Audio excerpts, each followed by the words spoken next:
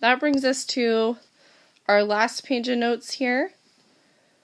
We're going to go ahead and skip this top one here. Don't worry about it for now. Don't worry.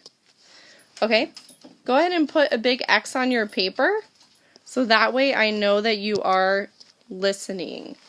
And I know that you crossed out some notes that you now do not have to do. Okay? Alright. Let's look at the following graph and talk about does not exist limits. So again, those will approach different values from the left and from the right. Whoops. We can skip that too. Okay, I think we've done enough of the other limits. So let's talk about one-sided limits here, okay? And those will include ones that don't exist. So for a limit to exist, the function must approach the same value from both sides. So now we're going to look at the left and the right side. Okay, so one-sided limits approach from either the left or right side only. Which direction is negative for the x-axis? The left side. So those are going to get a minus. And which direction is positive? As you go right, you're going positive for the x-axis. So those will get a plus, okay? And that brings us to these left and right hand limits here. Alright, so if you see a constant with a plus kind of as its exponent, that would be the limit of f of x as x approaches c from the right. Okay, and if you see a negative, that would be the limit as it approaches from the left.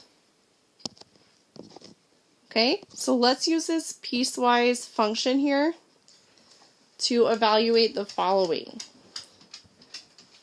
Okay, so if we look at number 1, that's limit as x approaches 1 positive. So we need to look at 1 and on the right side. Okay, so here's f of 1, and the right side of this limit, or this function, is going to be here at 1. Okay, so notice if we tried to take the limit as x approaches 1, it would be does not exist because they are not the same value from both sides. Okay, so that's why we really have to split them up into positive and negative. Alright, so number 2 is the limit of f of x as it approaches the left side. 1 negative would be the left side. Okay, so we're still talking about 1, but on the left side your graph is approaching the x value, or excuse me, the y value of 0. So that limit is 0. Okay, number 3, the limit of f of x as x approaches 1. Okay, which I just talked about. See how they are different on both sides? One side is 1 and one side is 0. That means this limit does not exist. Okay? Does not exist.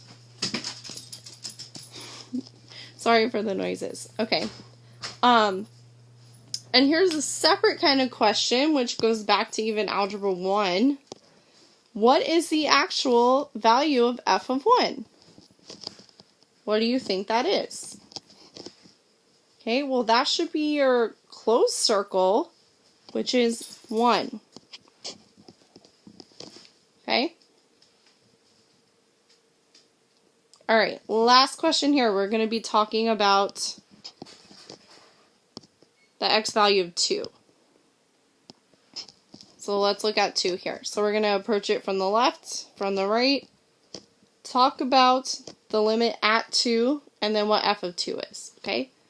So, 2 positive for number 5 is right side. So what is that approaching from the right? 1. The y value is 1.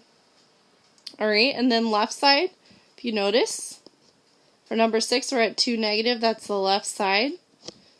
It's the same thing, 1. Okay, so what is the limit as f of x of f of x as x approaches 2? It's 1. That one exists because they're the same. Okay?